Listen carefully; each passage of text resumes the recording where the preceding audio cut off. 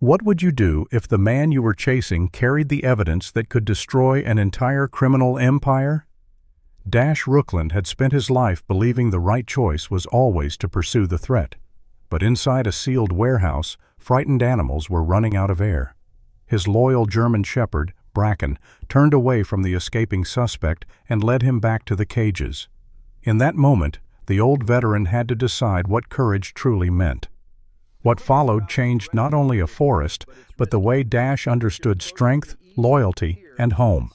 Stay to the end, then tell us where you are watching from and which choice you would have made. Morning came cleanly to Red Winter Divide. The eastern ridges caught the sun first, their white crowns brightening from blue to pale gold, while the valleys below remained folded in shadow. Snow lay deep between the lodgepole pines, untouched except where wind had combed narrow lines across its surface. Far beneath the highest slope, Northwatch Cabin sent a thin column of smoke into the clear sky. Inside, Dashiell Rookland was already awake. At 75, Dash still rose before daylight without the assistance of clocks. His body had learned too many dawns in too many places to wait for an alarm. Age had slowed the first few movements of his morning, but it had not softened them. He sat on the edge of the bed, rolled one shoulder until the stiffness eased, then stood with the careful steadiness of a man who refused to confuse caution with weakness. The cabin floor was cold beneath his wool socks. He fed 2 pieces of split pine into the stove, opened the vent, and watched the first flame take hold. His reflection flickered faintly in the black iron door. A broad face, silver-white hair clipped into a short undercut, a crooked nose, and eyes the color of winter moss beneath ice. A large German shepherd waited by the kitchen table. Bracken's black and russet coat held the reddish depth of old cedar bark. His left ear stood perfectly upright. The right bore a small crescent-shaped tear that caused the tip to lean slightly outward. He watched Dash pour kibble into a metal bowl with grave attention. "Don't rush me," Dash said. Bracken had not moved. That was clearly rushing. The dog's dark amber eyes remained fixed upon him. Dash set down the bowl. Bracken waited until Dash gave a quiet nod before eating. It was a small ceremony performed every morning, though neither of them would have admitted it mattered. While Bracken ate, Dash made coffee strong enough to discipline the dead. He opened the weather report on a small tablet near the window, checked wind speed, temperature, and the chance of afternoon snowfall. Outside, the first sunlight reached the frozen clearing and lit the snow in long golden strips. Bracken finished breakfast and moved to the door. Dash reached for his old green field jacket. The canvas had faded across the shoulders and elbows, and the patch over the left breast, U.S. Veteran, had lost some of its original color. A muted American flag rested on the right sleeve. The jacket no longer belonged to any official uniform, but it carried the shape of years spent outdoors. He slipped one arm into it. Bracken turned away from the door and walked to the kitchen counter. "No!" The dog raised his muzzle. A small orange bottle stood beside the coffee tin. Dash looked at it, then at Bracken. "You have become unpleasantly bureaucratic." Bracken nudged the bottle with his nose. Dash took the morning tablet, swallowed it with coffee, and held up the empty palm as evidence. "I survived several classified operations only to be supervised by a shepherd with no respect for rank." Bracken returned to the door. Dash almost smiled. Before leaving, he checked his equipment in the same order each time. Satellite communicator, personal locator beacon, compact first aid kit, cable cutters, folding knife, map, spare gloves, and the small weathered notebook containing his report schedule with Greer Halverson. He touched the brass rescue whistle hanging from a short leather cord at his chest. The metal was dull from years of use. His thumb rested against its rim for a moment before he let it fall. The world outside met them with cold bright enough to sharpen thought. Bracken moved slightly ahead along the marked trail toward the ranger station, his breath forming brief clouds. Dash followed at a measured pace, boots sinking into the upper crust of snow. The forest was quiet but never empty. A red squirrel scolded them from a branch. Somewhere uphill, a raven called once and received no answer. Dash watched the ground. Tracks were a language with no interest in lying. A snowshoe hare had crossed before dawn. A fox had followed later, moving slowly, not hunting hard. Elk had passed along the lower ridge during the night. Dash counted direction, depth, spacing, and age almost without thought. Halfway to the station, he stopped beside a red trail marker. Bracken looked back. Dash removed one glove and placed it on the snow. Then he lowered himself carefully, first to one knee, then onto his side. Bracken's posture changed immediately. The dog stepped toward him, ears forward. Dash went still for 3 seconds. "Station." Bracken remained beside him. Dash opened one eye. That was not a philosophical suggestion. The dog hesitated, then turned and ran. He followed the marked emergency route downhill, vanishing between the pines. Dash remained on the snow, feeling cold creep steadily through the shoulder of his jacket. There had been a time when lying motionless in winter had meant listening for gunfire, counting breaths, and wondering whether the next sound would come from a friend or an enemy. Now it meant waiting for a dog to complete a rescue drill. The difference should have felt larger. Instead, it felt like the same lesson taught in a kinder language. Several minutes later, Bracken reappeared at speed. Behind him came Greer Halverson, wearing a dark pine green ranger coat and carrying her waterproof red notebook in one hand. Greer was 62, square-shouldered, compact, and capable of making irritation look like a professional qualification. Wind had pushed her short white-gray hair across her forehead. She stopped over Dash. "If you keep practicing death this often," she said, "one day I'm going to leave you here for 10 minutes so humility has time to arrive." Dash sat up. "It gets lost in weather." "That is because you never file a route for it." Bracken stood between them, looking satisfied. Greer made a note in the red book. "What are you writing?" "Evidence." "Of what?" "Premeditated foolishness." Dash pulled on his glove and rose. The drill had been part of Bracken's training for years. The command did not mean run anywhere. It meant follow the known route to the nearest staffed station, make contact, then lead assistance back. They practiced it in all seasons, though Greer complained most vigorously in winter. By mid-morning, Dash and Bracken were moving along the western observation route. The sun had climbed above the trees. Snow slid from branches in soft collapses. The forest looked almost gentle, but Dash knew gentleness in the mountains was often a matter of distance. Bracken stopped first, his head lowered. The muscles along his back tightened without rising into alarm. Dash followed the dog's gaze toward a shallow clearing. At first, the shape beneath the snow resembled a fallen branch pile. Then the wind shifted, carrying the smell. Dash walked closer. A bull elk lay on its side near the tree line. It had been dead less than a day. The body was largely untouched, but both antlers had been removed with clean, deliberate cuts. Blood had frozen dark around the skull. Dash stood silently.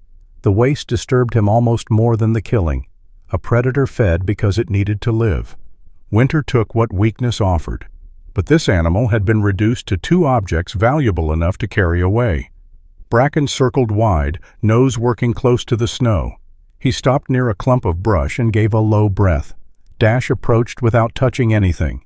There was a new length of braided cable partly buried beneath the branches. Nearby, a faint streak of oil darkened the snow. Snowmobile tracks led toward an unmarked service route, their edges still sharp. Then Dash saw the small piece of plastic. It rested beneath a broken twig, black on one side and silver on the other. A tiny crown had been stamped into its surface. Dash crouched but did not pick it up. The symbol should have meant nothing. Yet he had seen it before. Not here, not in the forest, on brochures in town, on polished vehicles, on signs leading south toward Vardane Summit Lodge. Bracken looked at him.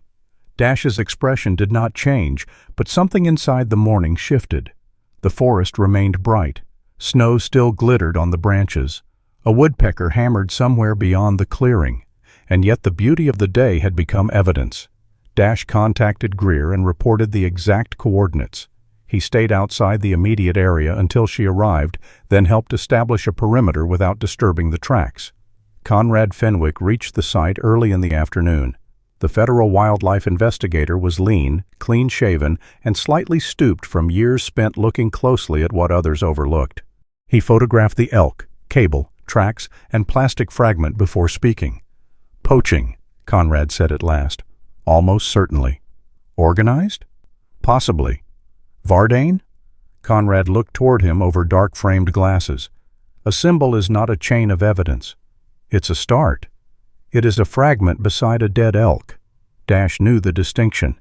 He had enforced it himself when younger men mistook certainty for proof. Conrad sealed the plastic in an evidence bag. "We follow what is here," he said, "not what we expect to find." Dash looked toward the tracks disappearing into the trees. "That works best when the people you're following don't know how slowly the law has to walk." Conrad's face revealed little. "That is why the law tries not to trip." That evening the town hall glowed with warm light, polished wood, and expensive concern. Dash had considered not attending the conservation fundraiser. Greer informed him that absence would look suspicious, which sounded unreasonable until she added that his expression when asked to socialize looked more suspicious still. Bracken remained at Northwatch Cabin. Inside the hall, ranchers, donors, local officials, and conservation workers stood beneath banners showing elk, wolves, and mountain streams. Waiters carried trays of wine. A string quartet played near a stone fireplace. At the front of the room stood Sterling Vardane. He was 61, tall and carefully composed, with steel-gray hair brushed back from a long, elegant face. His dark green tailored hunting coat looked as though it had never touched mud. A small silver crown gleamed on the lapel. The same crown. Sterling announced a major donation to expand the region's dangerous wildlife relocation initiative. His voice carried easily across the room. He spoke of stewardship, balance, and practical conservation. He spoke of protecting ranchers while preserving animal populations. Every sentence was smooth enough to leave no surface upon which doubt could catch. Applause followed. Dash did not join immediately. Sterling noticed. Later, as guests moved toward the dining tables, he approached with an easy smile and extended his hand.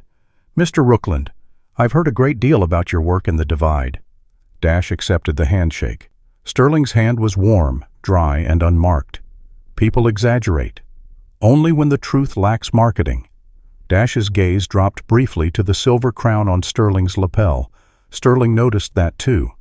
"Beautiful country," Sterling said, looking toward the tall windows and the dark mountains beyond them. "But even the largest forests eventually need someone who understands what they're worth." Dash released his hand. "That is usually when the forest begins to have trouble." The smile remained on Sterling's face. It simply lost its warmth. Around them, glasses touched, donors laughed, and the banners of wild animals stirred gently in the heated air. The two men stood beneath the same painted elk, both speaking the language of protection. Only one of them understood that the forest had never asked to be owned. For the next 4 days, nothing dramatic happened. That was what made the changes more troubling. Red Winter Divide continued to perform winter with perfect innocence. Snow moved through the high branches in silver dust. Elk crossed the southern basin before sunrise. Ravens gathered above the frozen creek, arguing over something invisible beneath the ice. Dash followed his assigned routes, checked in with Greer at the agreed hours, and touched nothing that had not been documented first. Outwardly, he obeyed. Privately, he began to count absences. Camera 12 had been angled 7 degrees east, just enough to lose the service trail while still appearing functional. Camera 17 stopped recording between 2:11 and 3:04 in the morning on 3 separate nights. Camera 9 showed a pale smear across its protective housing, the kind left by a gloved thumb after someone wiped frost from the lens. None of those details meant much alone. Together, they made a shape. At Northwatch Cabin, Dash spread a paper map across the kitchen table each evening. He marked the failures in pencil, never ink. Pencil allowed doubt. Pencil could be erased if the evidence proved him wrong. Bracken lay beneath the table, his back pressed against Dash's left boot. The missing intervals formed no straight road, but they curved around the official patrol routes with the confidence of people who knew exactly where not to be seen. Dash drew a final mark beside a narrow drainage channel west of Black Spruce Ridge. "Someone has built themselves a road without moving a single stone," he said. Bracken opened one eye. "Excellent contribution." The following morning, Greer reviewed the same reports at the station. Her red notebook lay open beside the radio, pages crowded with dates and coordinates. "You've logged 6 irregularities," she said. 7. The oil residue near camera 9 is inconclusive. It was fresh. So is coffee. That doesn't make it criminal. Dash leaned against the edge of her desk. Greer looked up at him. You're disappointed that I am not immediately declaring war. I've seen war. It involves more paperwork than this. That may be the saddest thing you've ever said. She forwarded the information to Conrad, then assigned Dash the Eastern Timber route for the day. It was not where he wanted to go. Greer saw that in his face. Assigned route, she repeated. I heard you. I know. Obedience and hearing are distant relatives in your family.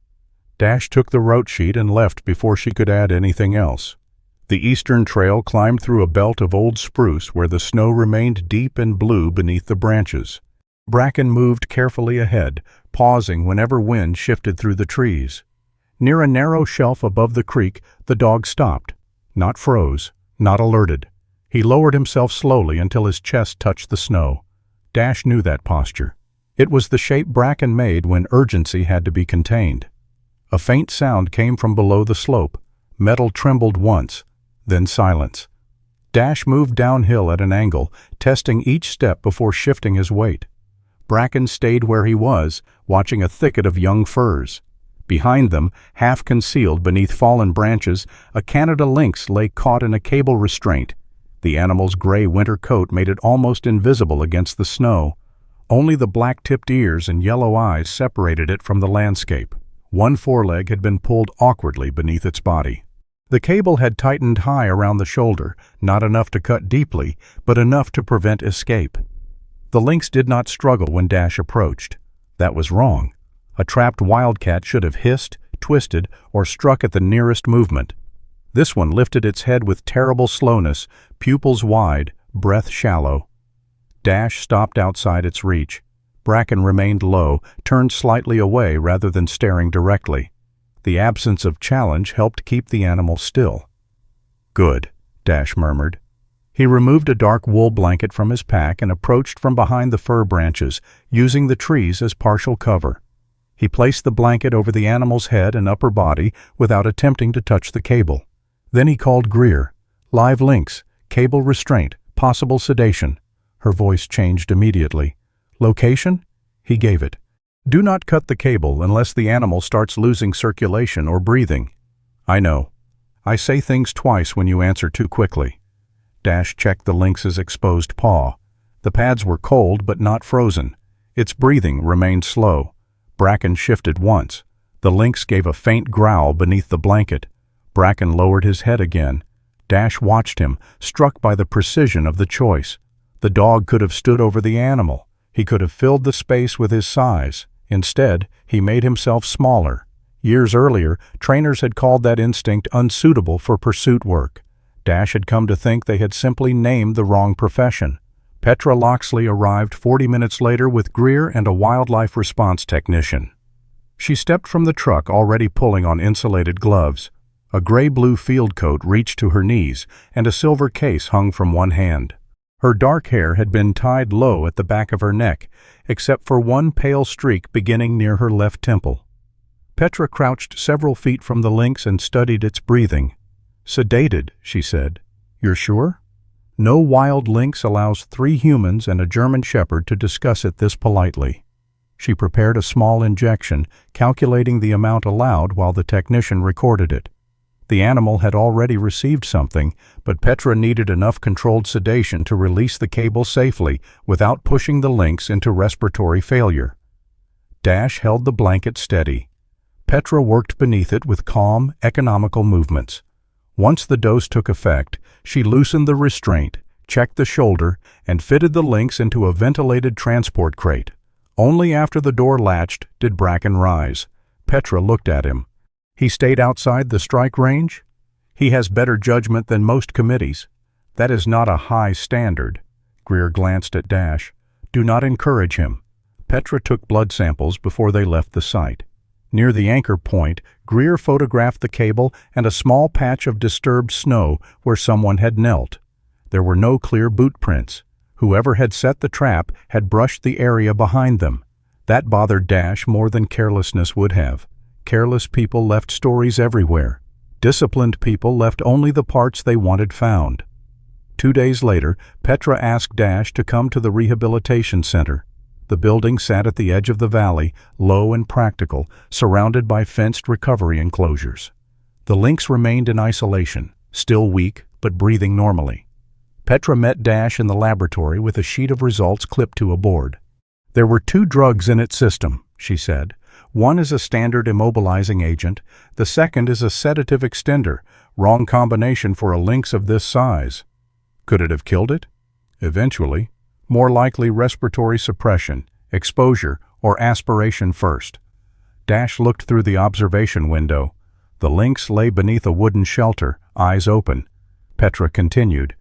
"There is also a stabilizing additive in the sample, not common.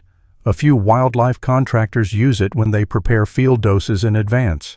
"Which contractors?" "One of the recent batches went to Ridgeway Animal Relocation." Dash knew the name. Ridgeway handled complaints from ranches south of the Divide. Vardane Summit Lodge had funded part of its expansion. That connects them.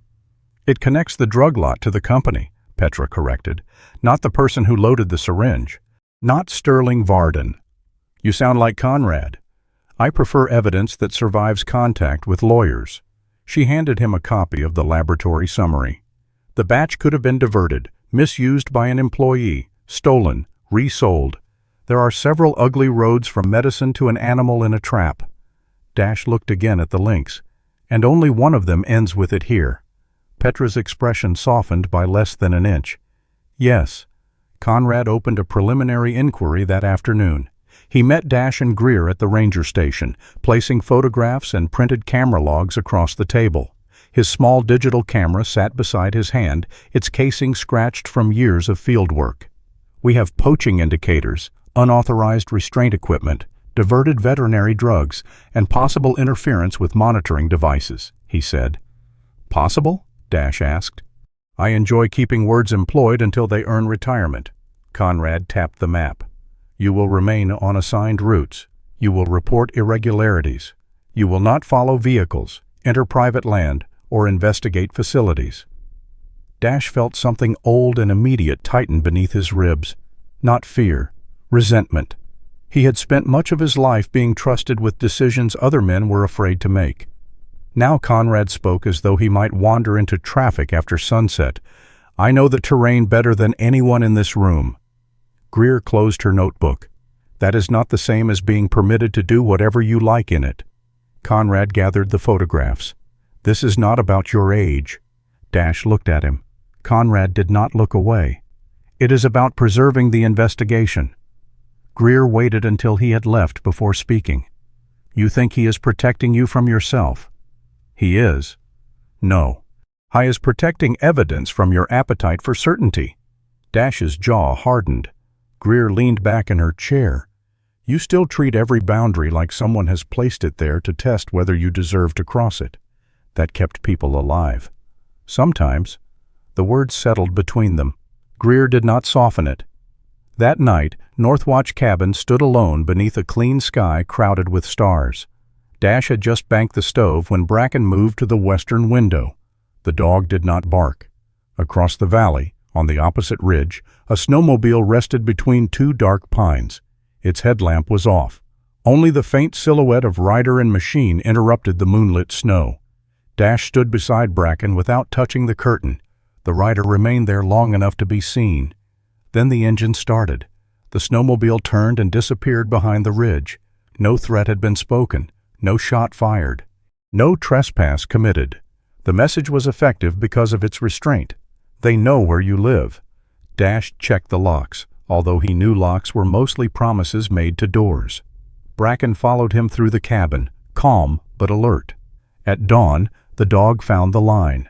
A nearly invisible strand of monofilament had been stretched between 2 trees beside the walking path, knee-high to a deer and low enough to brush Bracken's chest. It was attached to a small plastic marker hidden beneath the snow. Not an explosive, not a killing device, a movement tell. Anyone returning later would know whether something large had passed through. Dash photographed it, marked the coordinates, and called Greer. She arrived with 2 rangers and removed it according to evidence procedure. "You're coming down to town," she said. "No, that was not a weather prediction. I am not abandoning the cabin because someone watched it from a ridge. The cabin does not need you to defend it. It is my home." Greer's eyes moved toward the trail, then back to him. "No, Dash, it is your position." He said nothing. "You built your life up here because you wanted purpose. Somewhere along the way, you turned purpose into fortification." Bracken stood beside Dash, close enough that their shoulders nearly touched. Greer's voice lowered. "You are not 29. You are not leading a team through hostile territory. And if you insist on acting like every person who cares about you is an obstacle to the mission, one day the mission will be all you have left." Dash looked toward the cabin. Smoke rose from the chimney into the clear morning. The place appeared peaceful, almost modest against the mountain. A home from a distance. A defensive position from inside. "I'm staying," he said. Greer studied him for a long moment. Then she nodded once, not agreement, but recognition of a battle she could not win by force. "Check in every 2 hours. Miss one, and I send people." "You always send people." "Because one of us believes survival is a group activity." That evening, Dash sat alone at the kitchen table. The marked map lay before him, camera failures linked by pale pencil lines. Beside it rested the laboratory report from Petra and a photograph of the monofilament marker. He opened the bottom drawer of an old cabinet. Inside, beneath spare batteries and folded documents, lay a military identification tag from another life. Dash had not worn it in years. He placed it beside the map. The metal looked small beneath his hand. Bracken stood near the stove, watching him. Dash's fingers trembled slightly as he traced one of the pencil lines. Not from fear, he told himself, but from cold and a day spent outdoors. Bracken did not look at the tag. He looked at the hand. Dash slowly closed his fingers into a fist. Outside, snow began to fall in fine, quiet grains, softening every path the mountain admitted having. Inside, the roads without names remained visible, and Dash understood that whoever had drawn them had begun drawing around him. The storm passed before dawn, leaving Red Winter Divide buried under a new silence. Snow clung heavily to the pines, bending the younger branches toward the ground. The sky had cleared into a pale metallic blue, but the mountain still held the weather inside it. Wind moved along the upper ridges in slow white veils, erasing tracks almost as quickly as they appeared. At Northwatch Cabin, Dash stood beside the radio with one glove already on. Camera 23 had gone dark during the night. The device watched the entrance to Blue Lantern Canyon, a narrow drainage where steep rock walls weakened both radio and satellite signals. It was one of the few routes connecting the western basin to several private parcels near the southern boundary. The failure could have been caused by snow. It could also have been caused by a hand. Dash sent the automatic fault report to Greer and waited for the reply. Bracken stood near the door wearing his dark green rescue harness. The silver-gray line beneath his chin caught the light whenever he turned his head. He had already inspected Dash's pack twice. The radio crackled. "Northwatch, this is Red Winter Station." "Go ahead." Greer's voice broke beneath static. "Do not enter Blue Lantern alone. Repeat, wait for support." Dash looked toward the window. The canyon lay several miles beyond the tree line, hidden behind a ridge of white spruce. "Copy. I'm checking the approach and stopping at marker 6. More static. "Dash, wait for—" The transmission dissolved into noise. He held the radio closer, but Greer's voice did not return. Dash knew what she had said. He also knew the difference between hearing an order and agreeing with its urgency. "We go to marker 6, he told Bracken. "No farther." Bracken watched him without enthusiasm. The route into Blue Lantern climbed gradually for the first mile, then narrowed between rock and timber. Fresh snow made the landscape look untouched, but Dash found evidence almost immediately. A pair of snowmobile tracks crossed the patrol route. They had been partly filled by wind, yet the compression beneath the surface remained firm. Someone had traveled toward the canyon after the storm began and returned before daylight. Dash stopped and photographed the tracks. Farther ahead, a thin streak of red marked the snow. Bracken found it first. He lowered his nose, inhaled once, then looked toward the trees. Dash crouched beside the stain. It was not much, 3 drops, Then another several feet away, fresh enough to remain dark. "Animal," he said. Bracken did not move. The dog looked back toward the route they had taken. Dash recognized the hesitation and disliked what it suggested. "We look for the source. Then we leave." He sent another location update, but the communicator displayed a failed transmission. Blue Lantern's rock walls were already interfering with the signal. The proper decision was obvious. Return to Marker 6, wait for Greer, re-enter with support. Dash stood, looking at the narrow red line disappearing beneath low spruce branches. Somewhere beyond them, a wounded animal might be bleeding into the cold. He touched the brass whistle at his chest. 5 minutes, he said. Bracken remained still. Dash started forward. After a moment, the dog followed. The blood trail climbed away from the main path and curved toward a shelf of fallen timber. Twice, Bracken stopped and glanced back. Each time, Dash lifted one hand in reassurance. "We are not making a career of this." The canyon deepened around them. Rock rose on either side, blue-gray beneath the snow. The air seemed colder there, not because of temperature alone, but because sunlight reached the ground in thin, temporary pieces. At the end of the trail, Dash saw the fencing.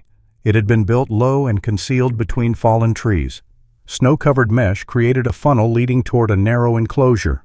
A hinged gate rested open beneath bent branches, held by a trigger line almost invisible against the white ground. Dash stopped several yards away. This was no careless snare. The fencing guided animals without alarming them. The gate could close behind anything following the bait. A metal feeding tray sat near the center, its surface dusted with powdered grain and something darker. Bracken sniffed the air, then sneezed sharply. Dash moved closer without entering the funnel. Beneath the snow, he found cable loops, transport straps, and marks where a crate had recently rested. A narrow storage trench had been built along the rock wall and covered with rough boards, branches, and snow. The system was temporary, but professionally designed. Whoever had placed it understood animal behavior. They did not want trophies left in the forest. They wanted living cargo. Dash photographed everything from outside the enclosure. He tried the communicator again. No signal. He should have turned back immediately. Instead, he noticed a length of black tubing leading beneath the feeding tray. Residue clung to the end. A delivery line, perhaps used to add liquid sedative without entering the enclosure. Dash crouched for a clearer look. Bracken stepped across his path. The movement was sudden enough that Dash nearly collided with him. "Move!" Bracken planted his front paws and stared at the snow beside the trench. Dash followed his gaze. For several seconds, he heard nothing. Then came a low, uneven breath. It rose from behind a break in the rock, weak and wet, followed by the faint scrape of something trying to move. The blood trail. Dash straightened. Easy. He could not see the animal from his position. The opening lay beyond the edge of the concealed storage trench. Bracken remained in front of him. Dash reached down and briefly touched the dog's shoulder. "I see it." Bracken's ears angled backward. Dash stepped left, intending to circle around the mesh instead of crossing it. His boot came down on solid snow. The surface dropped beneath him. There was no warning beyond a single cracking sound. The world tilted. Dash struck the edge of a board, then fell through darkness. His right shoulder hit rock first. His head snapped sideways against a wooden beam. Something tore along his lower leg before he landed hard at the bottom of the trench. For several seconds, there was no pain, only white light inside his skull. Then his body remembered itself all at once. His ribs seized when he tried to breathe. His shoulder burned.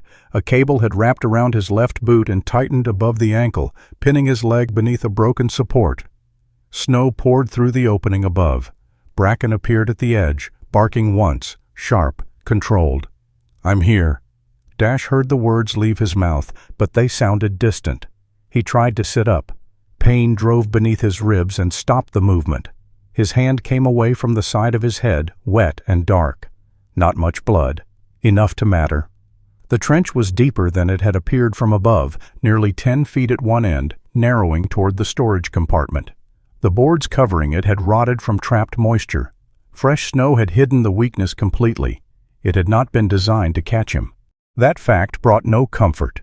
Bracken moved along the rim, searching for a path down. Loose snow slid beneath his paws. "Stay back." The dog ignored him. Dash reached for the cable around his leg. Every movement pulled the wire tighter. The cutters were still attached to the outside of his pack, which had landed several feet away beneath a broken board. He tried the radio. Static. The satellite communicator showed no connection. Bracken lowered himself near the opening, stretching his neck toward Dash. For one moment, Dash saw only the dog's amber eyes against the white sky. He had issued orders under gunfire, underwater, in burning rooms, and places where hesitation killed men. This command was harder. "Station." Bracken stared down at him. "Go." The dog remained at the edge. Dash knew why. Bracken's strongest instinct was not pursuit. It was to stay beside the injured. Every lesson, every evaluation, every choice the dog had ever made pulled him toward the trench. Dash's voice weakened. "Station." Bracken gave a low sound deep in his chest and pressed himself flatter against the snow, as though refusing distance could change the depth between them. Dash closed his eyes briefly. Cold had begun to settle through his coat where snow touched the fabric. His breathing came shallow because deeper breaths caused sharp pain along his right side. He could not climb. He could not reach the tools. He could not call for help. For most of his life, those three facts would have felt like a verdict against his own competence. Now they became something simpler. Truth. Dash looked up again. "Bracken." The dog's ears lifted. "Please." The word did what command could not. Bracken stood. For one terrible second he looked down into the trench as if trying to memorize Dash's position. Then he turned and ran. The sound of his paws faded rapidly through the canyon. Dash was alone. He lay still to conserve heat and studied the trench around him. Coiled cable, empty drug vials, a stained transport blanket, a metal tag without markings. Near the far wall, beneath a collapsed panel, something moved. The weak breath came again. A young mule deer lay partly hidden behind the debris, one flank streaked with blood where a restraint had cut through the skin. Its eyes were open but unfocused. Dash understood then. The animal had not escaped the system. It had been discarded inside it. "Bad day for both of us," he whispered. The deer's ear twitched. Time lost its edges. Dash tried to keep count by breath, but pain disrupted the rhythm. The cold climbed steadily through his back and legs. Once he thought he heard Bracken returning, but it was only snow falling from the trees. Memory came without invitation. Years earlier, in another country beneath a different sky, Dash had been pinned behind a broken wall while enemy fire closed around his team. He had ordered the others to withdraw. One of them had refused. Dash remembered shouting until the man finally obeyed. At the time, he had believed the hardest part was being left behind. Now he understood it had been leaving. To turn away from someone still breathing. To carry the possibility that obedience might become regret. To run because love had demanded distance. He had spent decades thinking command was the burden of the person who gave it. The trench taught him otherwise. At Red Winter Station, Bracken struck the door with both front paws. Greer looked up from the radio desk. The dog's harness was crusted with snow. His breath came fast, and the leather lead dragged behind him where Dash had unclipped it earlier. "Where is he?" Bracken seized the sleeve of her coat, released it, and ran toward the door. Greer did not waste time asking again. She activated the emergency beacon network, called County Rescue, and contacted Auden Marchbanks. Auden arrived minutes later in a ranger truck. She was lean, quick-moving, and carried a coiled rescue lead over one shoulder. Her short, dark blonde hair was still flattened on one side from the wool cap she had pulled off. She crouched briefly before Bracken. "Show us." The dog turned immediately.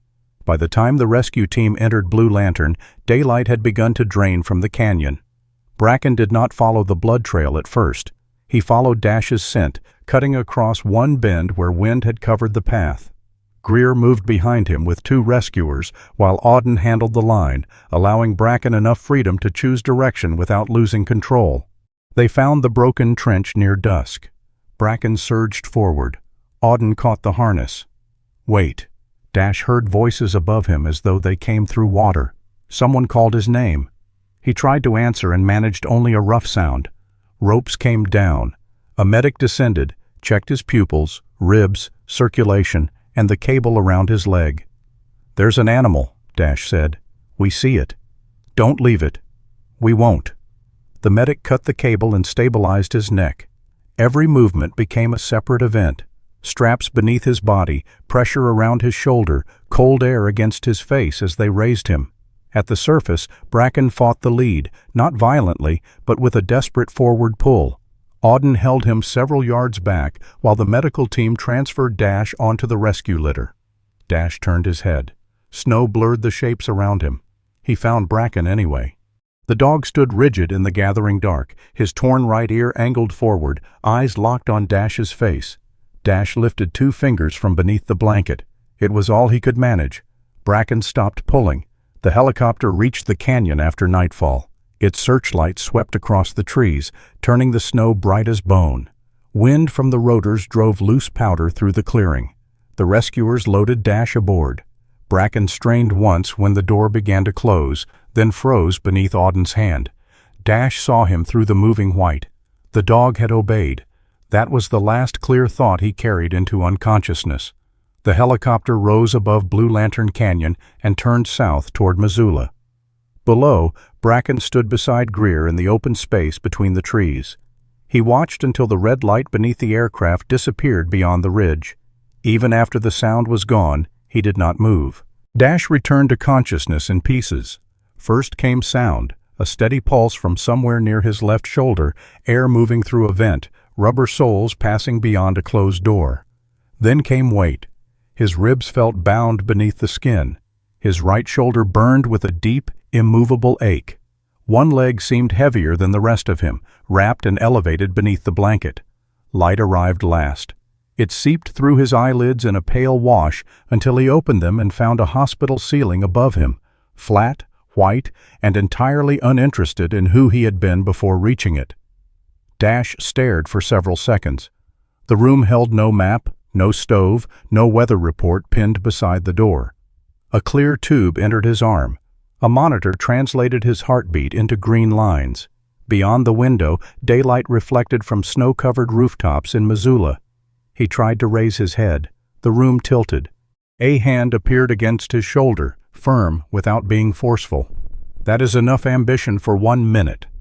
The woman beside the bed wore a white coat over a navy turtleneck. Her ash-brown hair, silvering at the temples, ended in a clean line at her jaw. She had dark blue eyes and the expression of someone who had spent years listening to patients lie badly.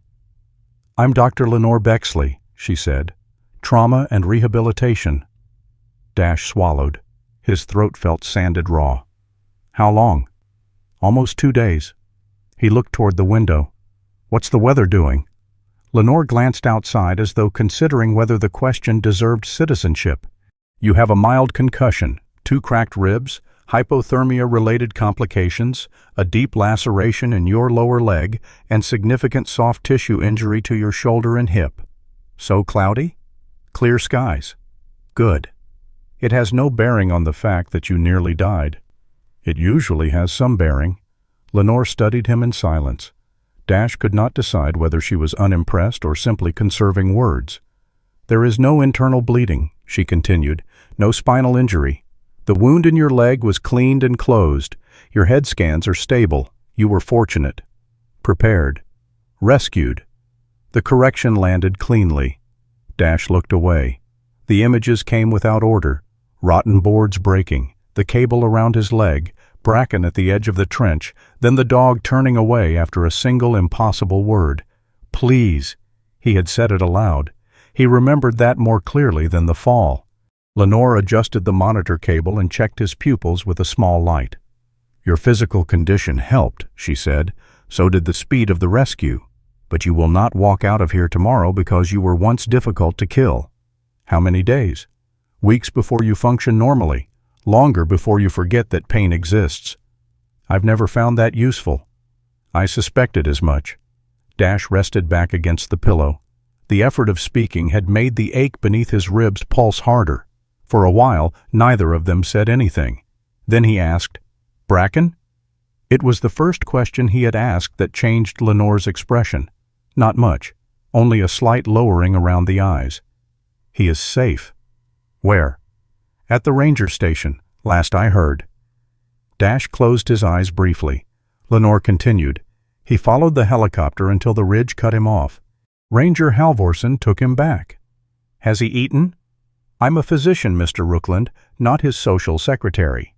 That means you don't know. It means you are conscious enough to be annoying. Dash opened his eyes again. Find out. Lenore looked at him for a long moment, then took the blue-black fountain pen from her pocket and wrote something on the chart. I'll ask. That afternoon, Greer called the room. Her face appeared on a tablet held by a nurse. She looked as though she had not slept and had no intention of acknowledging it. He's alive, Dash said. That is generally how video calls work. Bracken. Greer exhaled through her nose. He is at the station with Auden. He refused the bunk room. He is sleeping beside Rescue 2. The vehicle that had carried Dash from the canyon to the helicopter clearing. Has he eaten? Some. Not enough to satisfy Petra. Dash nodded, then winced as the movement pulled at his ribs. Greer saw it. You look terrible. I'm told the sky is clear. Lenore called me. That feels like a violation. She likes me. She has poor judgment. Greer's face remained stern, but her voice changed. You scared him. Dash looked past the tablet toward the hospital window. I sent him. You had to. I sent him. Greer did not argue. That was worse. The hospital's policy regarding animals was less interested in love than in vaccination records, infection control, liability, and designated handlers. Dash disliked the policy until Lenore informed him that disliking rules had recently failed to improve his health. Greer gathered Bracken's veterinary records. Petra provided proof of vaccination and a written statement about his training and temperament. Auden agreed to serve as the dog's handler inside the hospital. 2 days later, Lenore entered Dash's room wearing the expression she used before delivering instructions she expected to be ignored. You will remain in bed. I am in bed. You will not attempt to sit up suddenly. I rarely do anything suddenly anymore. You will not remove the oxygen monitor because you think it makes you look old. It makes me look wired. It makes you measurable. She stepped aside. Auden appeared in the doorway holding Bracken's dark brown lead. The dog stood beside her. For a moment, no one moved. Bracken's black and russet coat had been brushed clean, but the crescent tear in his right ear and the thin gray beneath his chin made him unmistakably himself. He did not pull. He did not whine. His eyes went directly to Dash. Dash had thought he was prepared. He was not. Bracken remained at the threshold, studying the bed, the tubes, the bruising along Dash's face. His body was perfectly still except for the rise and fall of his chest. Auden loosened the lead. Go ahead. Bracken took one step, then another. He moved with the careful seriousness of a creature approaching something both familiar and changed. Dash tried to lift his arm. Pain stopped him halfway. His hand fell onto the blanket. Bracken reached the bedside and lowered his head beneath it. Dash managed to turn his palm upward.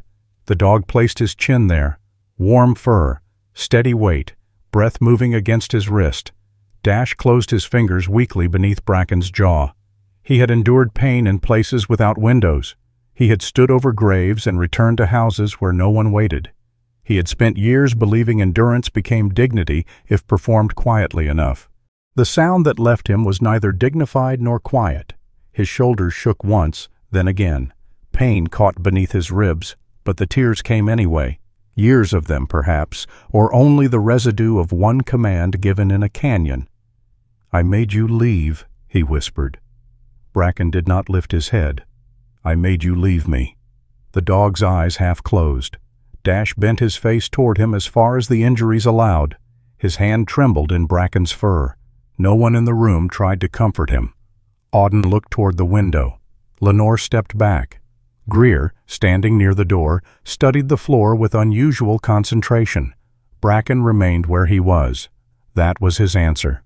Recovery began the next morning and immediately offended Dash. A rehabilitation therapist helped him sit at the side of the bed. The movement required 3 pauses and left sweat beneath his collar. When they asked him to stand, he placed both feet on the floor and pushed. His legs responded. His ribs did not. Pain closed around his chest, sharp enough to empty the room of everything but breath. He sank back before reaching full height. "That counts as an attempt," the therapist said. "It counts as sitting badly. It counts as information." Dash disliked how often medical people used that word. The following day he tried again. He stood for 4 seconds. On the third day, he took one step and became dizzy enough that Lenore ordered him back into bed. He accused the pain medication of dulling his balance. Lenore informed him that refusing the medication had already dulled his judgment. "I need to stay alert." "For what?" Dash had no answer that sounded reasonable inside a hospital room. He took half the prescribed dose. Bracken visited under controlled conditions. A clean mat was placed beside the bed.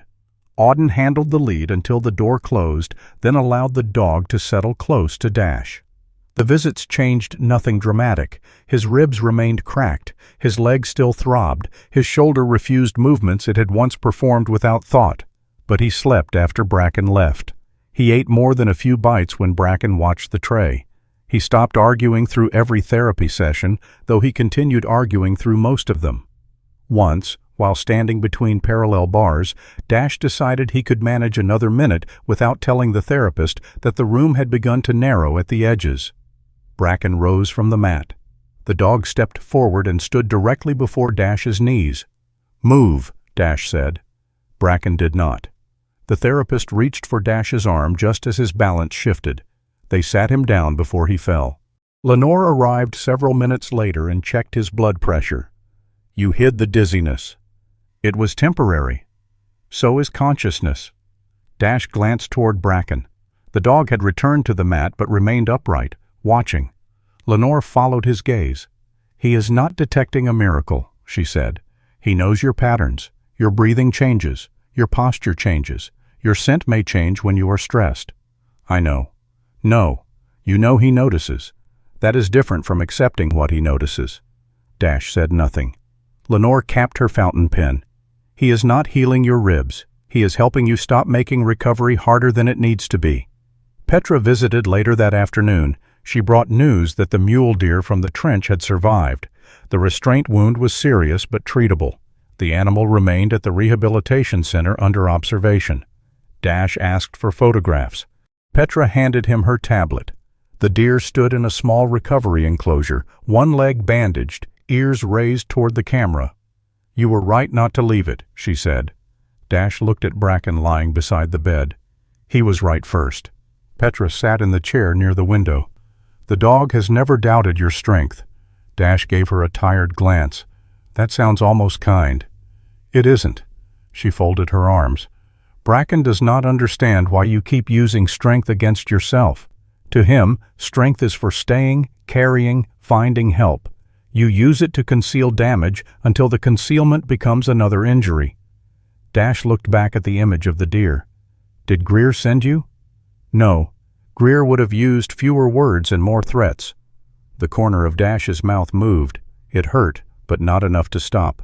Conrad arrived that evening with a folder beneath one arm. He waited until Bracken had settled before opening it. "The Blue Lantern site was fully processed," he said. "The enclosure was designed for live capture. The bait line contained sedative residue. We recovered transport straps, veterinary tubing, storage tags, and hardware purchased through Ridgeway Animal Relocation." Sterling. Ridgeway. Funded by Sterling. Partly. Dash shifted higher against the pillow and regretted it immediately. "When do I leave?" Conrad looked at him. "The hospital?" "The investigation." "You are not re-entering Blue Lantern." "I can identify the terrain." "You can barely cross this room." "I know the canyon." "And now the canyon knows you." Dash's jaw tightened. Conrad closed the folder. "You are no longer the point man." The words struck harder than Dash expected. Point man. The person first into danger. The one expected to see the threat before it saw everyone else. For decades, Dash had defined usefulness by position. Forward meant necessary. Behind meant dependent. Bracken lifted his head. Dash looked at him. The dog had left the canyon, found help, and returned. He had done nothing alone except the part only he could do. Perhaps that was not lesser courage. Perhaps it was the mature form of it. Dash let his head rest against the pillow. "Maybe," he said slowly. That is what I have to learn." Conrad did not smile. He only nodded once, as if acknowledging the first reliable piece of evidence Dash had given him all week. Bracken lowered his head again. Dash placed his hand along the dog's neck. Outside the hospital window, evening settled over Missoula. Snow on the rooftops reflected the last pale light, and traffic moved steadily along the streets below. The forest remained miles away. For the first time since waking, Dash did not try to reach it. He stayed where he was, and Bracken stayed with him. Dash returned to Northwatch Cabin 9 days after waking in Missoula. The mountain had not changed for him. Snow still leaned against the porch steps. Wind still moved through the pines with the same patient indifference. The cabin stood where it always had, dark timber beneath a white roof, smoke rising from the chimney into a sky too bright for resentment. Dash had changed enough to dislike the comparison. He stepped from Greer's truck with one hand on the doorframe and the other gripping a cane Lenore had insisted he use on uneven ground. His right shoulder remained stiff. The bandaged wound in his left leg pulled with every step. Beneath his jacket, the cracked ribs made breathing feel like negotiating with wire. Bracken waited beside the porch. The dog did not jump or circle. He walked close to Dash's left side, matching the slower pace with such precision that it felt less like patience than an adjustment to a new formation. Then Dash saw the handrail. A fresh wooden rail had been bolted beside the porch steps. He stopped. Auden Marchbank stood near the door holding a drill. Sawdust clung to the sleeve of her ranger coat. "No," Dash said. Auden looked at the rail, then at him. "It is already installed." "Remove it." Greer carried his bag past them. "You can dislike it while holding it." "I managed those steps for 17 years. You also managed to fall through a roof in the forest. That was not a staircase. The snow will appreciate the distinction when you land in it." Dash stared at the rail. Bracken walked up the steps, turned, and waited. Dash used it. Inside, the cabin had been altered by people who claimed not to be taking over. A satellite communication unit rested beside the bed. Medication had been arranged in labeled containers on the kitchen counter. A chair had been moved closer to the stove. The loose rug in the hallway was gone. Petra had filled a lower cabinet with food for Bracken and left several packages marked for injured wildlife transfers. Lenore had placed a monitoring sheet on the refrigerator with columns for pain level, walking distance, breathing difficulty, temperature, and medication times. Dash read it twice. "This is an occupation." Greer hung his coat by the door. "You have been conquered by competent women and a dog." Bracken sat beside the counter. Dash looked at the pill organizer. 4 against 1 is not competence. It is poor sportsmanship. Recovery did not arrive as improvement so much as repetition. Walk to the porch. Rest. Breathe slowly. Record the distance. Take the medication. Refuse to complain in terms anyone could measure. Lenore called every other day. She had the irritating ability to hear lies through a telephone. "How far did you walk?" "To the marker beyond the shed." "In feet." "It was farther yesterday." "That was not a unit." Greer came by at irregular hours specifically, so Dash could not prepare to look healthier. Auden checked the handrail and once tightened a bolt while Dash watched with open disapproval. Petra brought updates on the mule deer and the lynx. Both were recovering. Bracken settled into the new rhythm more easily than Dash did. During the short walks prescribed by Lenore, the dog remained close without crowding him. When Dash's breathing grew shallow, Bracken slowed before he was asked. Dash began to resent being understood so efficiently. Unable to patrol, he turned the kitchen table into an operations board. At first, Conrad sent only public records and sanitized summaries. Dash studied them anyway. Camera failures. Vehicle schedules from Ridgeway Animal Relocation. Fuel purchases made at stations far outside expected routes. Transport crate codes. Times recorded at highway way stations. Properties bordering migration corridors. The data did not resemble a single road. It resembled scattered pieces of weather, unrelated until someone watched long enough to see the storm. Dash used transparent overlays on topographic maps. He marked every reported relocation with a blue circle, every camera interruption with black, every unexplained fuel purchase with red. The pattern that emerged was not concentration, it was dispersal. Animals were not being kept at one hidden facility. They were moved through small temporary holding sites, abandoned ranch buildings, private sheds, outbuildings listed under shell companies. One animal here, two there. Never enough to attract attention through noise, feed deliveries, waste, or veterinary records. The system survived by remaining too small in every place to look large anywhere. Conrad came to the cabin one afternoon with Jocelyn Pryor. She entered carrying a burgundy leather case that seemed too precise for the disorder of winter. Jocelyn was tall, composed, and dressed in a dark navy coat over a cream turtleneck. Her hair was twisted into a low knot, and her gaze moved from the maps to Dash without wasting time on admiration. "You are making associations from incomplete records," she said. Dash pointed toward the overlays. "That is what incomplete records are for." "No, they are for determining what records are missing." Greer, standing near the stove, concealed a smile behind her coffee. Jocelyn opened her case and placed several documents on the table. She was the federal prosecutor Conrad had brought into the preliminary inquiry. Her responsibility was not to decide whether Sterling Vardane appeared guilty. It was to determine whether the government could prove crimes without losing the case to haste, contaminated evidence, or a warrant broader than the facts allowed. Dash respected the function. He disliked its speed. "The lodge is central," he said. "Client meetings, payments, transport coordination." "Likely," Jocelyn replied. "Ridgway handles the movement." "Possibly." "They falsify relocation reports." "We have discrepancies." Dash leaned back carefully, feeling the ribs protest. "You speak in fog."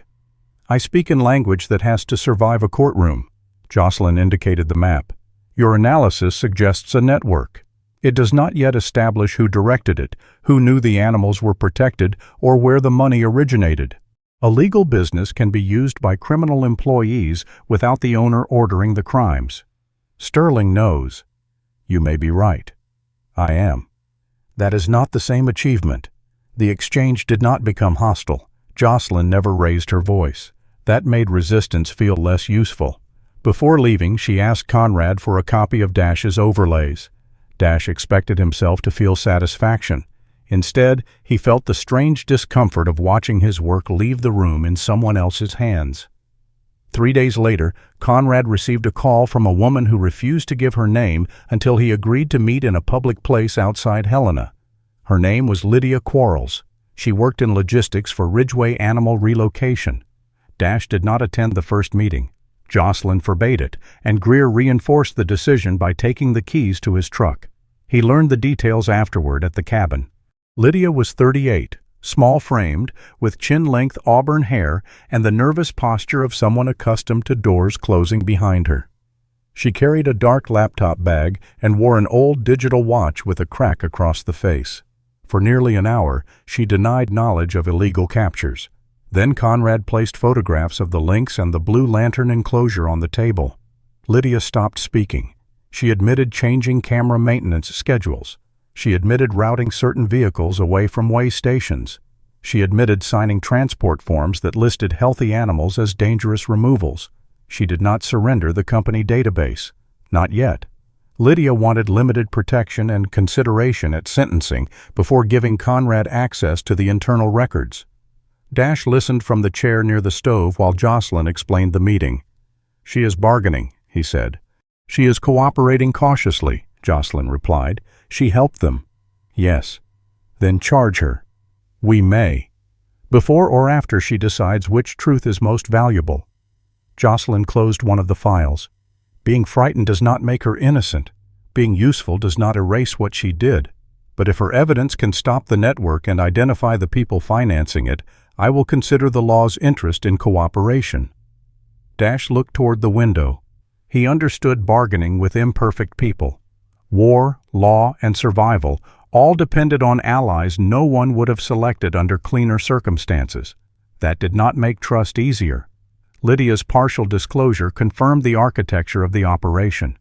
Ridgway accepted legitimate relocation requests from ranches and municipalities. Valuable animals were separated from routine cases and moved to temporary holding sites. From there, they were assigned new paperwork. Some were sold alive to private collections. Some were sent across state lines to enclosed hunting properties, where wealthy clients killed animals that had no real chance to escape. Others were harvested for pelts, claws, teeth, antlers, glands, or organs sold through brokers disguised as scientific suppliers. Vardane Summit Lodge served as the polished front door. Its expensive conservation packages hid payments. Its guest events introduced buyers to intermediaries. Its relationships with landowners and contractors gave the network access without appearing to own every step. Sterling had not built a poaching camp. He had built administration around cruelty until no single employee had to look directly at the whole animal.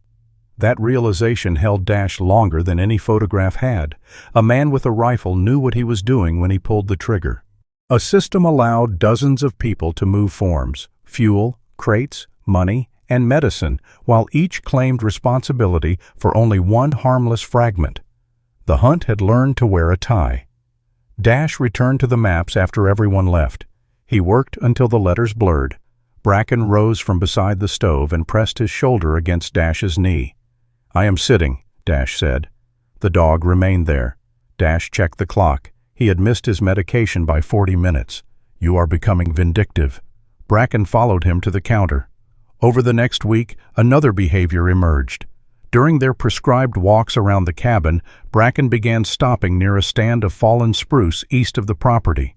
He never pulled Dash toward it. He simply paused, looked into the trees, and waited. The first time, Dash assumed deer scent. The second time, he noticed tracks belonging to foxes and ravens circling the same area. On the fourth day, Bracken stood there long enough that Dash followed his gaze. "What have you found?" The dog moved slowly between the trees. Dash followed, using the cane where the snow deepened. His leg ached before they reached the fallen spruce. Lenore had ordered him not to leave the cleared path, and for once he was aware of the violation while committing it. A low growl came from beneath an uprooted trunk. Bracken stopped 20 feet away and lowered himself to the snow. A gray shape lay in the hollow beneath the roots. The wolf was female, lean beneath her winter coat, with one hind leg drawn unnaturally close to her body. A restraint wound circled the lower limb.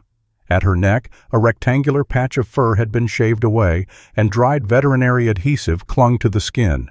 She lifted her head. Her lips pulled back. Dash's instincts moved before thought. He shifted the cane to one hand and reached for the emergency blanket in his pack. Bracken stood. The dog stepped across Dash's path. "Move!"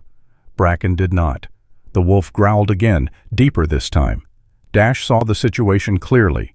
Unstable footing, injured wild predator, limited mobility, no tranquilizer equipment, and no second person. The old response rose within him anyway. Advance carefully, control the danger, solve the immediate problem. Bracken looked back at him. In Blue Lantern Canyon, Dash had ignored that look. This time he stopped. His hand remained on the pack but did not open it. "All right," he said. Bracken held his position until Dash took out the satellite communicator instead. Petra arrived with Greer and a wildlife team less than an hour later. She assessed the wolf from behind a portable barrier, prepared a remote sedation dart, and waited for a clear angle. Greer stood near Dash, one hand ready beneath his elbow without touching him. "I can stand by myself," he said. "I am standing by myself too. A remarkable coincidence." The dart struck high in the wolf's shoulder. Petra waited until the animal was fully unconscious before approaching.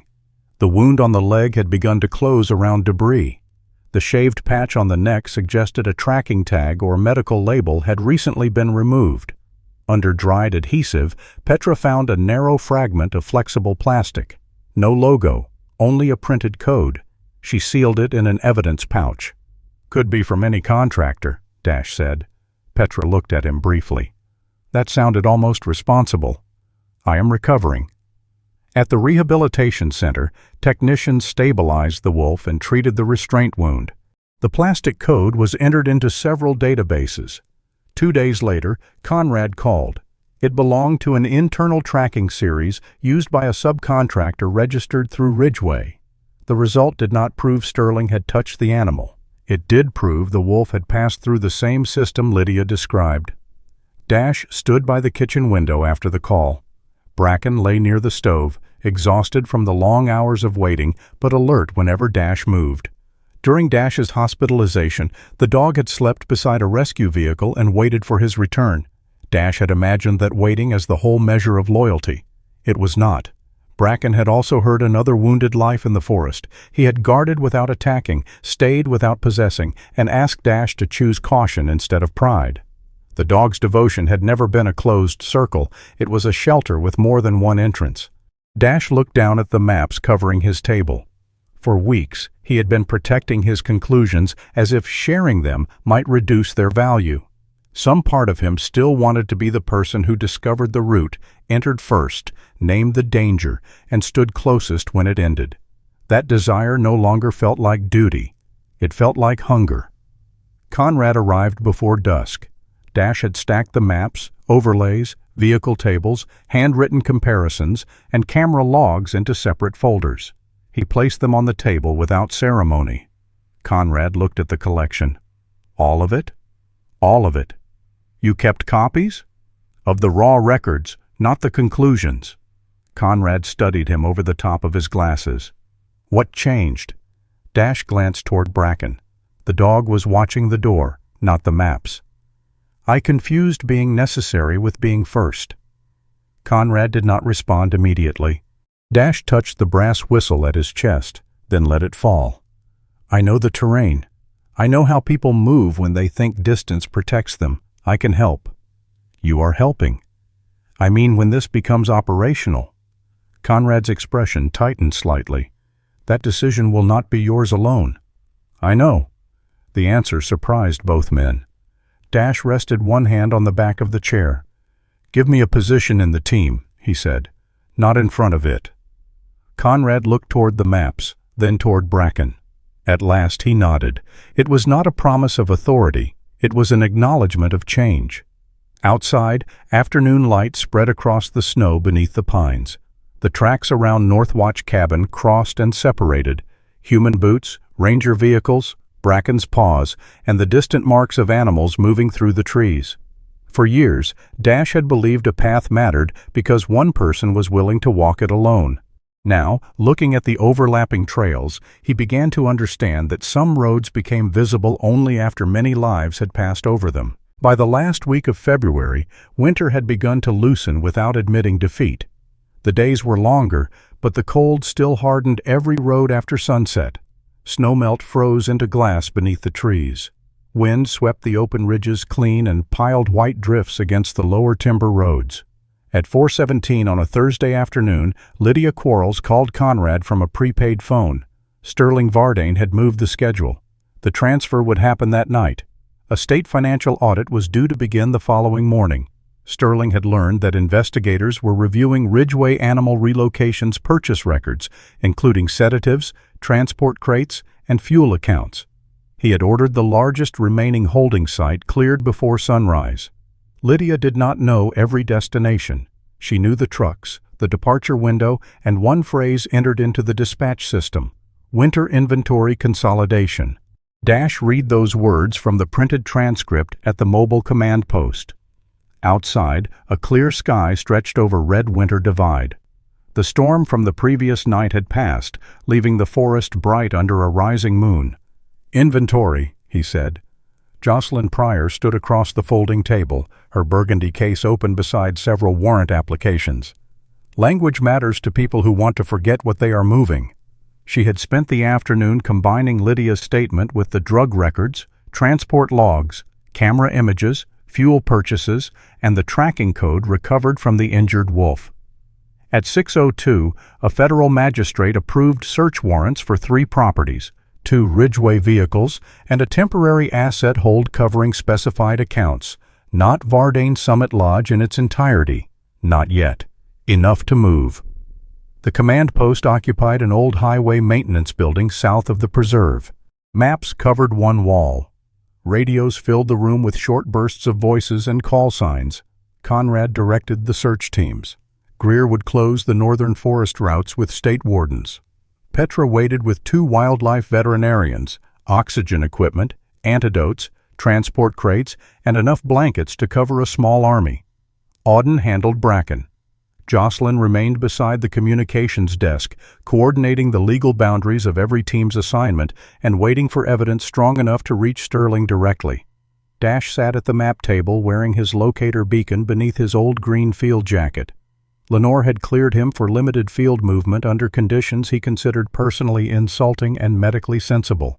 No running, no lifting, no climbing, medication carried on his body, and another person within reach at all times.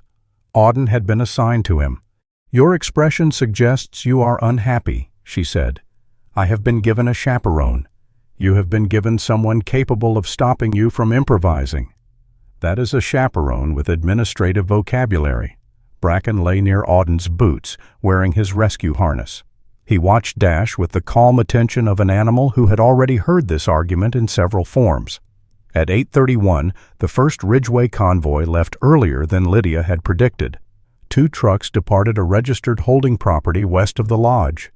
A third vehicle vanished from the main road before reaching Greer's checkpoint. Conrad leaned over the digital map. Could have turned onto private land. Dash studied the last confirmed position. The road bent beside an abandoned timber lease. New maps showed nothing beyond it but regrowth and steep drainage. Dash remembered otherwise. "There is an old logging grade here." He traced a line west with one finger. It was cut in the 70s, then washed out near Black Fir Creek. The eastern half still carries vehicles in frozen weather. Conrad checked the current satellite layer. It is not marked. It stopped being maintained. It did not stop existing. Greer's voice came across the radio. "North team can intercept near the old gravel pit." Conrad gave the order. 20 minutes later, Greer reported 1 transport truck stopped without incident. Inside were 2 empty cages, veterinary restraint poles, and paper records already being fed into a metal burn barrel. The driver was detained. The third vehicle continued south. Dash looked at the terrain. If they know the northern route is blocked, they will not take the animals toward the lodge. "Where then?" Conrad asked. Dash pointed toward a cluster of old service buildings on the edge of a former sawmill property. Temporary storage, close enough to abandon, far enough to separate from Ridgeway. Conrad sent a surveillance unit. No answer came. The unit had been delayed by a fallen tree across the access road. Dash stood. Auden stood with him. "You are staying in the vehicle," Conrad said. "I can identify the secondary approach. You can describe it." "The entrance is hidden behind a drainage berm. In moonlight, you will pass it." Conrad looked at Auden. She considered Dash for a moment. "Short route, slow movement. I handle Bracken. We confirm location and withdraw." Dash disliked needing permission. He accepted it. They traveled in a Ranger utility vehicle along the old grade. The road had narrowed between young pines. Frozen ruts struck beneath the tires, sending pain through Dash's ribs despite the support belt under his coat. Auden drove without comment. Bracken stood behind the seats, nose lifted toward the cold air leaking through a cracked window. Half a mile from the sawmill property, the dog changed. He leaned forward, nostrils working rapidly. "Animal scent," Auden said. Dash smelled only damp timber, fuel, and snow. Bracken's ears angled toward the southeast. Auden stopped the vehicle. They continued on foot. The old mill yard emerged beneath moonlight. Collapsed conveyors, rusted machinery, and several wooden buildings leaning beneath the weight of snow. No exterior lights burned. A small engine started somewhere beyond the buildings. Dash raised one hand. A snowmobile appeared between 2 sheds. The rider saw them at the same moment. He accelerated. For several seconds, Dash had a clear view. Dark helmet, gray Ridgeway jacket, black cargo bag strapped behind the seat, phone held in a mount near the handlebars. The rider turned toward the southern tree line. Dash reached for the radio. "Suspect departing southeast from mill property. 1 male, Ridgeway outerwear, black snowmobile." Bracken pulled in the opposite direction. Not after the vehicle, toward a long wooden warehouse. Auden tightened the lead. "Bracken." The dog did not fight her. He turned, looked directly at her, then pulled again with controlled force. From inside the warehouse came a dull impact, then another, something heavy shifting against metal. Dash watched the snowmobile light disappear between the trees. If they maintained visual contact, Greer's southern unit could close the distance. The phone mounted on the machine might contain client messages, route instructions, payment records, evidence capable of tying field operations directly to Sterling. Bracken pulled toward the warehouse again. The building's wall vents were closed. Auden looked at them. They have shut off airflow. The engine sound faded. Dash could still follow the tracks. He had spent his life understanding the cost of losing a moving target. Every instinct told him to preserve contact, keep the suspect visible, pass the pursuit forward. Then a thin, broken howl came from inside the warehouse, not loud, not strong enough to repeat. Dash turned away from the tracks. "Send the description," he told Auden. "We stay." Auden radioed the suspect's route while Dash moved toward the warehouse door. It was secured with a sliding bolt, not locked. The haste of departure had left it badly seated. Together they forced it open. The air inside was warm, stale, and thick with chemical odor. Rows of temporary cages occupied the center of the building. A lynx lay motionless beneath a transport blanket. 2 wolves occupied separate enclosures. A young deer struggled weakly against padded restraints. In the rear, a juvenile black bear pressed one side of its body against the bars, breathing through an open mouth. Cardboard boxes of veterinary drugs stood beside stacks of falsified transport forms. The animals had not been left for long. They did not have long. Auden opened the emergency ventilation shutters while Dash moved between the cages, reading labels without touching anything unnecessary. Some vials carried dosage marks. Others had no labels at all. Bracken stopped beside an overturned cage. Inside lay the female wolf from the fallen spruce near Northwatch Cabin. The shaved patch on her neck had begun to grow over. The treated leg was bandaged beneath a new restraint mark. Someone had taken her from the rehabilitation transfer chain and returned her to the network before she could be released. Her breathing came in shallow bursts. Foam gathered lightly at the edge of her mouth. "Overdose," Auden said. Dash knelt too quickly and felt the room tighten around his ribs. Bracken lowered himself beside the cage, close but not touching the bars. Dash checked the wolf's airway from outside the strike range. Her tongue had fallen backward. He could not safely place his hand inside while she retained any reflex. "Petra's distance?" he asked. Auden checked the radio. 11 minutes. The black bear struck the bars once, weakly. The lynx's breathing had become almost invisible. Dash looked toward the open warehouse door. Beyond it, the suspect's snowmobile track cut south through untouched snow. 11 minutes was a short pursuit. It was a long time without air. "Mark every drug container," Dash said. "Photograph before moving anything." Auden began documenting the nearest boxes. Dash used a restraint pole found against the wall to adjust the wolf's head without placing his arm through the cage. It was not treatment. It was only positioning, buying seconds, and then perhaps minutes. The wolf drew one deeper breath. Bracken's ears lifted. "Stay with her," Dash murmured. The dog remained flat beside the cage, eyes fixed on the rise of the animal's ribs. Dash moved to the ventilation controls and forced the main exhaust fan to turn by hand until the old motor caught. Cold air rushed into the warehouse. Chemical odor began to thin. The deer coughed. The bear lowered its head. Petra arrived with the veterinary team in 10 minutes and 28 seconds. She entered already wearing a respirator and gloves. "What was given?" Dash pointed toward the marked vials and dosage sheets. Petra read them once. "Reversal agent for the wolf, oxygen on the lynx, keep the bear cage covered." The warehouse shifted from abandonment to urgent order. Masks were fitted through cage openings. Intravenous lines were prepared. Each animal received an evidence number and a medical record before being moved. Conrad arrived as Petra administered the reversal drug to the wolf. "Suspect escaped the southern unit," he told Dash quietly. "Abandoned the snowmobile near the creek. Phone was burned." Dash watched the wolf's chest. Alive? The suspect? The wolf? Petra listened with a stethoscope through the cage bars. "Still with us." Dash exhaled. Conrad looked toward the open warehouse door and the tracks disappearing beyond it. You could have maintained visual contact. Yes. You chose correctly. Dash did not answer. The choice did not feel heroic. It felt expensive. That was how he knew it had been real.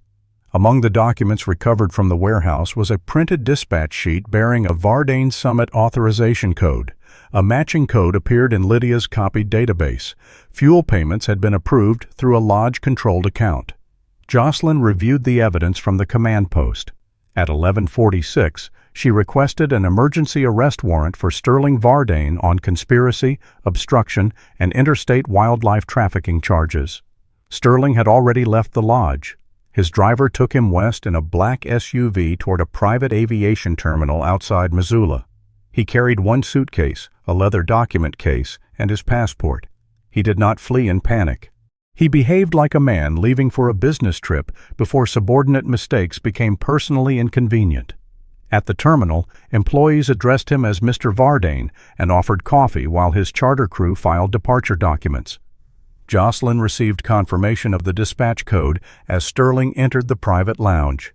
Federal agents arrested him beside a glass wall overlooking the runway. He did not resist.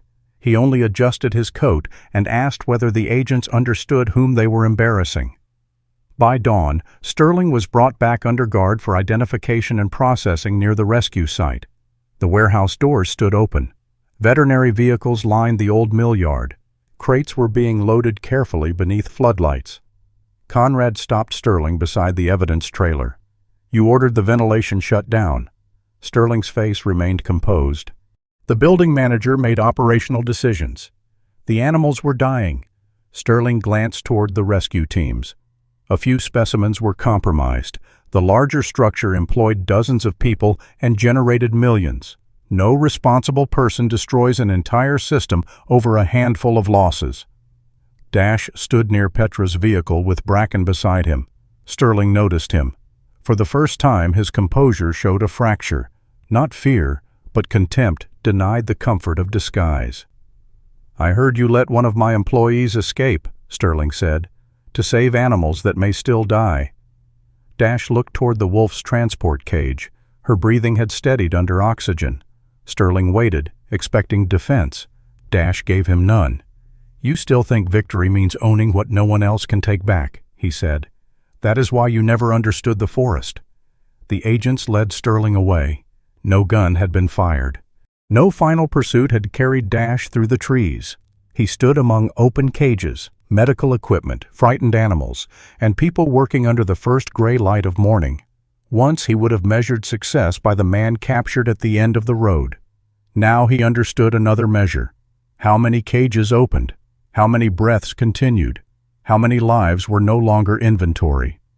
Bracken pressed his shoulder lightly against Dash's leg. Dash rested one hand on the dog's neck. Behind them, the warehouse fan continued turning, pulling clean winter air through the building. Spring entered red winter divide by sound before it arrived by color. Water moved beneath the frozen creeks in low, hidden currents. Snow still covered the upper ridges, but along the southern slopes, dark earth had begun to show through in narrow seams. Icicles shortened beneath the afternoon sun. Ravens abandoned the shelter of the lower trees and returned to the high air. The forest was not transformed, it was loosening. Dash understood the difference. By early April, the criminal case against Sterling Vardane had expanded beyond the warehouse at the abandoned mill. Federal investigators had connected Ridgeway transport records to private hunting properties in 3 states, unlicensed wildlife brokers, falsified veterinary reports, and accounts used to disguise payments as conservation travel packages. Sterling and several members of the network faced charges involving illegal possession of protected animals, interstate wildlife trafficking, falsification of relocation documents, misuse of veterinary drugs, money laundering, obstruction, destruction of evidence, and conspiracy. The public announcements made the case sound finished.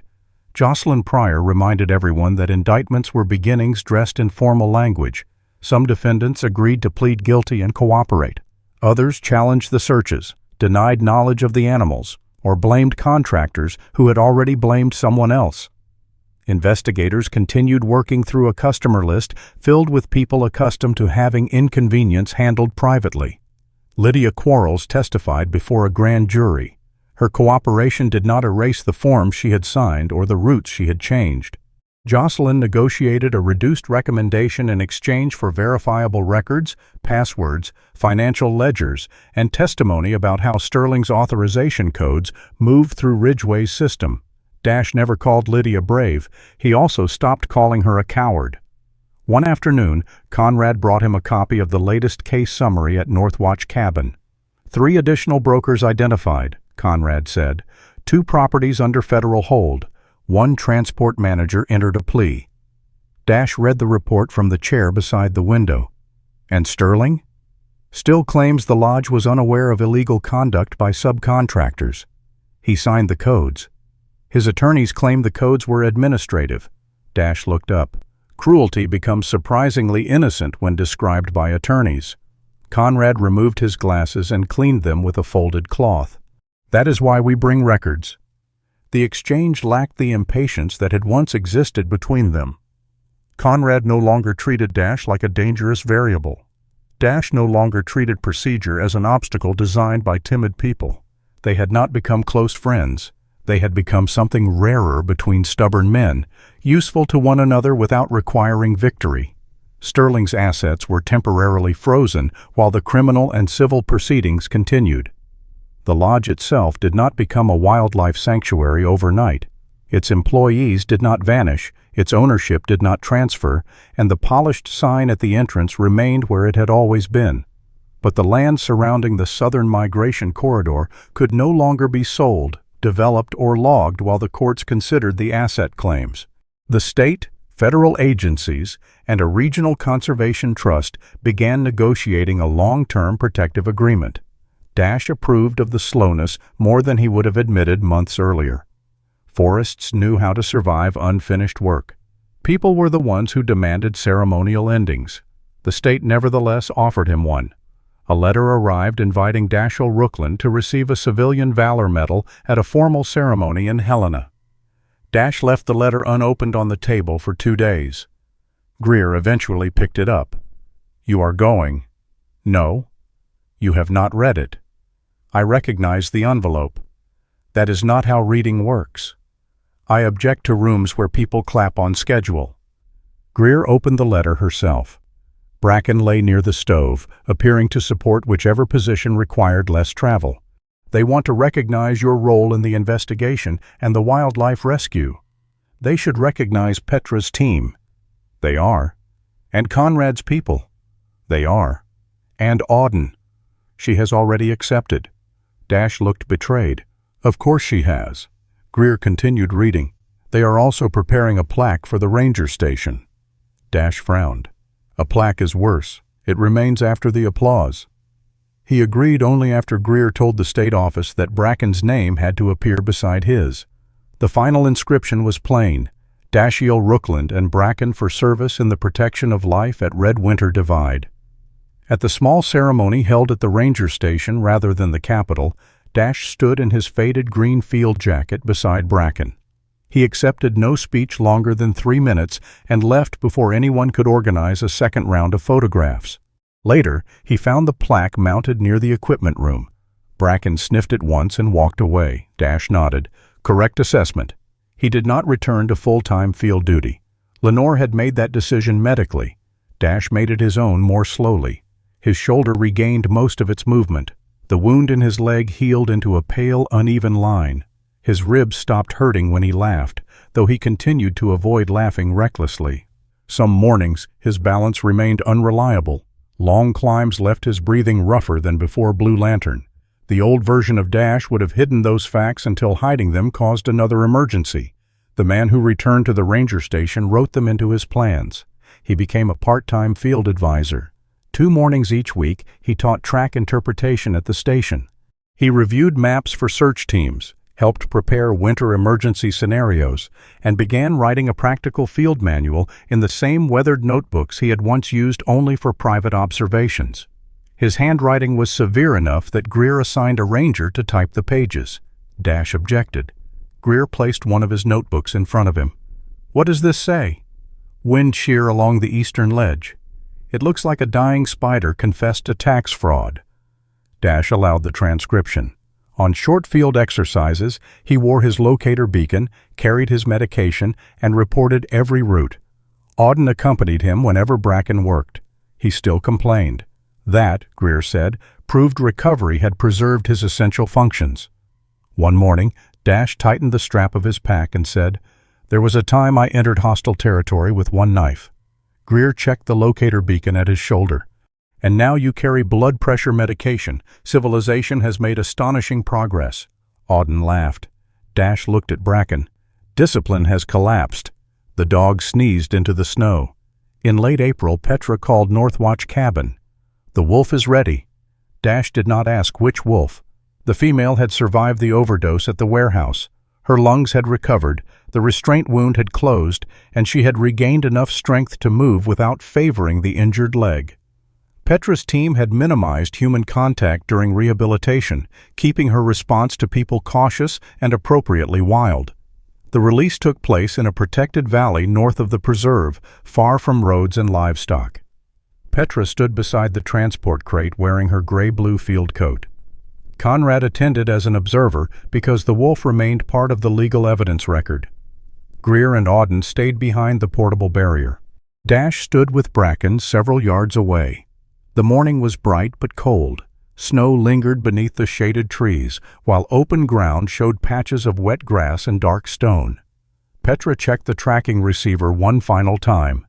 "This collar is authorized," she said. "No adhesive codes, no false paperwork. No one owns the route she takes from here." Dash rested one hand near Bracken's harness. Petra opened the crate. For several seconds, nothing happened. Then the wolf moved forward. She stepped onto the ground with her body low and her ears alert. The healed leg held. Her winter coat had begun to shed around the shoulders, leaving rough silver tufts along her flanks. She looked toward the trees. Then she turned her head toward Bracken. Bracken stood perfectly still. No bark. No pull against the harness, no desire to follow. The two animals watched one another across the open ground, not as companions and not as enemies. Whatever recognition existed between them belonged to senses no one there could measure. The wolf turned away. She crossed the clearing, passed between two pines, and disappeared into the shaded forest. Bracken remained beside Dash. Dash realized he had been holding his breath. Petra closed the crate door. "That is the correct outcome," she said. "It feels unfinished." "It is supposed to." Dash looked toward the trees where the wolf had vanished. For most of his life, he had measured love through staying, holding a position, keeping watch, refusing to leave. Bracken had taught him that loyalty could also run for help. The wolf offered another lesson. Protection was not successful because the protected remained nearby. Sometimes success was distance. Sometimes the life one saved proved itself by leaving. Bracken leaned lightly against Dash's leg, then stepped back on his own. The moment passed without ceremony.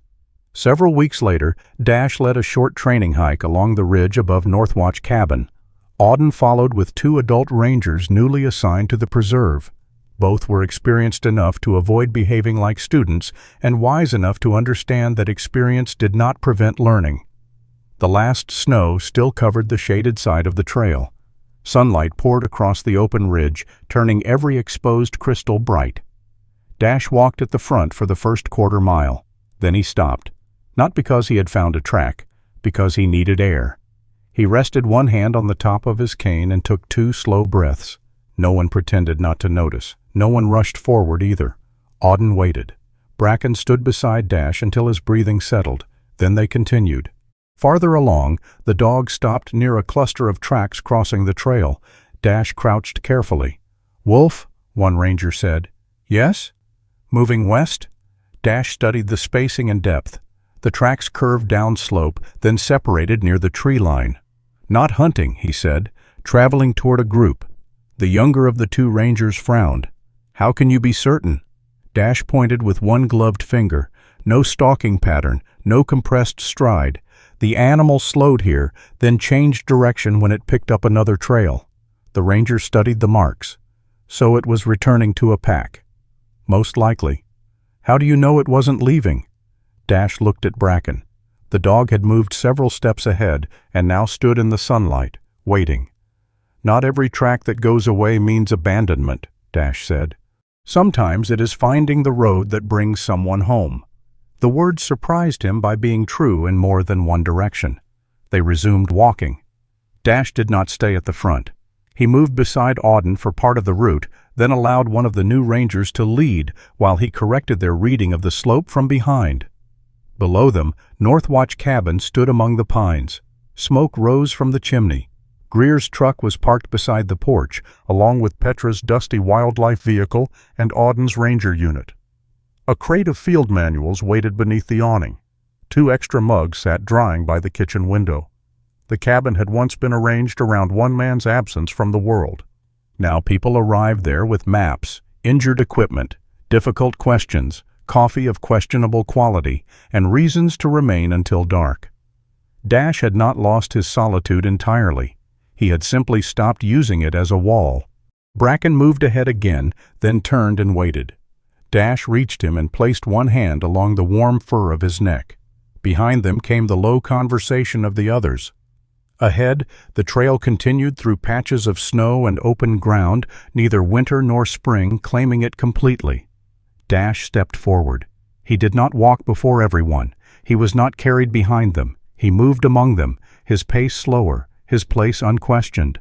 And for the first time in many years, the last ranger of Northwatch did not guard the forest alone. Sometimes the truest measure of courage is not how far we chase an enemy, but what we refuse to abandon along the way.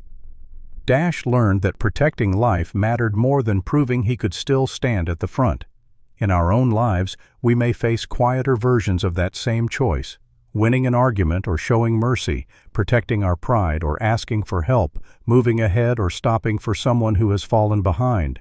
Perhaps grace often appears in those small decisions, when we choose compassion even though no one is watching.